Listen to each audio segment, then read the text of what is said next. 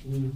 तो देखिए, जो हम बता रहे थे कि इसमें जो है प्रस्तावना की जांच करने के लिए बेरोजगारी यूनियन बनाम भारत संघ, और 1960 में ये मामला आया था। और इसमें सुप्रीम कोर्ट ने अपना निर्णय दिया। इसमें निर्णय दिया कि प्रस्तावना जो है संविधान का अंग नहीं है, इसलिए संसद जो है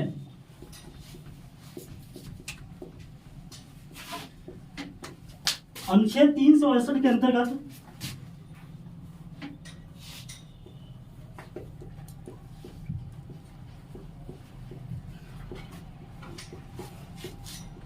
इसमें संशोधन नहीं कर सकती।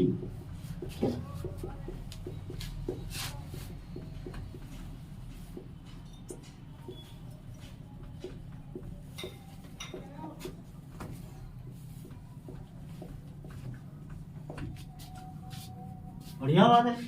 तो बेरोजगारी यूनियन बनाम भारत संघ सुप्रीम कोर्ट ने निर्णय दे दिया 1960 में, और कहा कि प्रस्तावना जो है संविधान अंग नहीं है, इसलिए संसद अनुच्छेद 368 के अंतर्गत इसमें संशोधन नहीं कर सकती। ठीक है, मान भी गए लोग, संशोधन नहीं कर सकती तो नहीं कर सकती।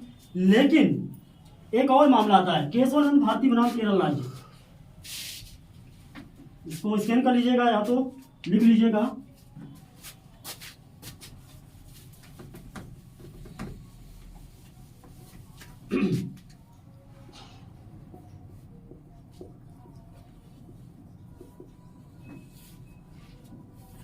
केशवानंद भारती बनाम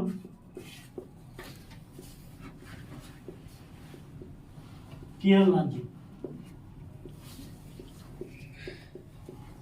सन है 1973। फिर एक याचिका दायर की गई। यहां पर देखो, समझाने की एक और बात यह है कि दो चीजें होती हैं। एक होता है न्यायिक पुनरावलोकन,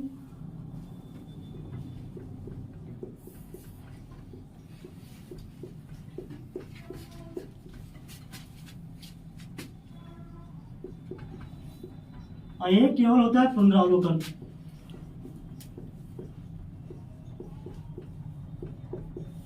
यहां से परीक्षाओं में क्वेश्चन भी पूछे जाते हैं। अब ये होते क्या है, तो सीधी सी सरल सी परिभाषा है कि न्यायिक पुनरावलोकन का अधिकार जो है उच्च न्यायालय और सर्वोच्च न्यायालय दोनों को मिला हुआ है।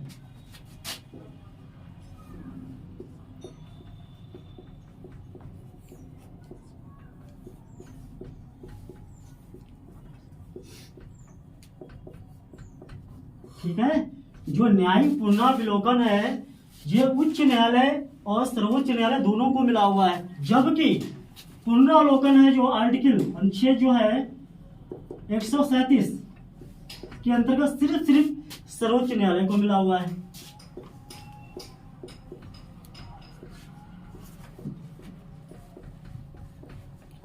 अब ये होते क्या है, उनमें होता क्या है, तो बताने का हम प्रयास कर रहे हैं ये। तो देखिएगा, न्यायिक पुनरावलोकन किसे कहते हैं? जब कोई विधायिका कानून बनाती है और कार्यपालिका उसको लागू करवाने का प्रयास करती है, तो होता क्या है, तो इसमें जो है उच्च न्यायालय सर्वोच्च न्यायालय दोनों इसकी जांच कर सकते हैं, ये संवैधानिक आधार पे है कि नहीं है, ये वैध है कि नहीं है। अगर वैध है तो ठीक है, अगर अवैध है तो उसको अवैध घोषित कर देती है। कौन? उच्च न्यायालय सर्वोच्च न्यायालय दोनों। तो न्यायिक पुनरावलोकन का अधिकार परीक्षाओं में पूछा भी जाता है, किसको प्राप्त है? स्थानीय न्यायालय को प्राप्त है, उच्च न्यायालय को प्राप्त है, कि सर्वोच्च न्यायालय को प्राप्त है, कि उच्च न्यायालय सर्वोच्च न्यायालय दोनों को प्राप्त है? तो दोनों को प्राप्त है। क्या? न्यायिक पुनरावलोकन। ये होता क्या है, हमने आपको बताया, विधायिका द्वारा बनाया गया कानून और कार्यपालिका द्वारा किए गए कार्य की समीक्षा करता है। कौन? दोनों कोड करते हैं। ठीक है, तो उसी प्रकार से अगर बात की जाए पुनरावलोकन की बात, तो पुनर्विलोकन की बात यह होती है कि जैसे कि अगर कोई मैटर, क्योंकि आपको पता है कि भारत का जो अंतिम अपील न्यायालय कौन है? सर्वोच्च न्यायालय, सुप्रीम कोर्ट है। अगर आप एक बार वहां याचिका दायर कर देते हैं और कोई भी निर्णय देता, जैसे किसी को फांसी दे दी जाए और फांसी दे देता है सुप्रीम कोर्ट, फिर क्या होता है? पुनर्विलोकन, मतलब पुनर्विचार करने की जो अधिकार है सिर्फ सर्वोच्च न्यायालय के पास ही है। तो कोई भी मैटर जब जाता है सर्वोच्च न्यायालय में, तो पुनर्विलोकन के माध्यम से उसको क्या करती है? फिर चेक करती है। अगर उसको लगता है ठीक है, उन्होंने ऐसा कोई कार्य किया है, तो उसको जो मृत्यु दंड होता है आजीवन कारावास में भी बदल कर सकता है। तो ये बार बार जो पुनर्याचिका की बात है, पुनर्विलोकन की बात है, वो सिर्फ सर्वोच्च न्यायालय में होती है, जबकि न्यायिक पुनर्विलोकन का अधिकार जो है उच्च न्यायालय और सर्वोच्च न्यायालय में, क्योंकि ये अंतिम न्यायालय है, अंतिम अपीलीय न्यायालय है। बात समझ में आ रही कि नहीं आ रही? तो अच्छा ये क्या देखिएगा, तो हमने कहा पहले बेरोजगारी यूनियन बनाम भारत संघ आया, निर्णय किसने दिया? सुप्रीम कोर्ट ने दिया। और क्या कहा कि प्रस्तावना संविधान का अंग नहीं है, और इसमें संसद जो है आर्टिकल 368 के अंतर्गत इसमें संशोधन भी नहीं कर सकती है। ठीक है, मान लिया, अच्छी बात है। फिर वो क्या है, पलट दिया। अपने ही निर्णय को कौन पलट सकता है? सर्वोच्च न्यायालय। आर्टिकल जो 137, मतलब ये केशवानंद भारती बनाम केरल राज्य गया, फिर से गया और फिर ये बात उठाई गई। तो इसमें यह कहा गया, इसमें क्या कहा गया कि प्रस्तावना जो है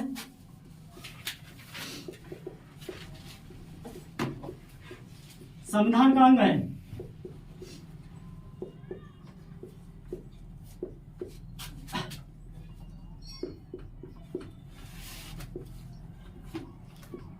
और अनुच्छेद 368 के अंतर्गत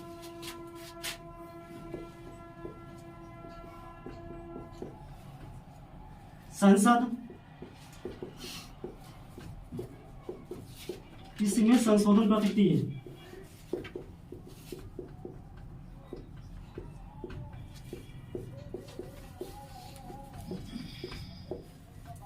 लेकिन इसने लेकिन लगा दिया,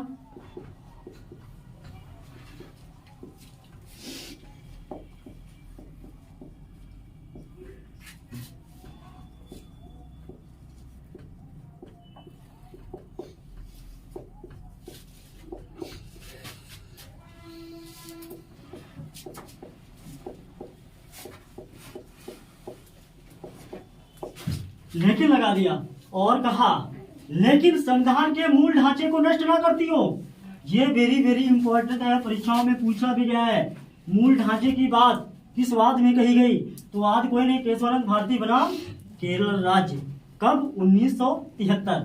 ठीक है, और हमने कहा बेरोजगारी में कहा कि जो प्रस्तावना है संविधान का अंग नहीं है, भाग नहीं है, इसमें संशोधन नहीं होता है। अपने ही निर्णय को बदलते हुए केशवानंद भारती बनाम केरल राज्य में कहा, 73 में कहा कि प्रस्तावना जो संविधान का अंग भी है और संसद जो है अनुच्छेद 368 के अंदर इसमें क्या कर सकती है? संशोधन भी कर सकती है। लेकिन शब्द का प्रयोग किया, कहा कि ये संविधान के मूल ढांचे को नष्ट ना करता हो। ठीक है, तो मूल ढांचा क्या है? ये समय समय पर जो सुप्रीम कोर्ट है निर्धारित करती रहती कि मूल ढांचा है क्या। लेकिन सबसे बड़ी विशेषता बता दें कि कोई भी जो निर्णय होते हैं, जो इसके निर्णय दिए जाते हैं, उसके पीछे संविधान पीठ बैठती है। अभी तक की सबसे बड़ी संविधान पीठ जो है इसमें बैठी 13 न्यायाधीशों की संविधान पीठ बैठी थी। कितने न्यायाधीशों की? 13।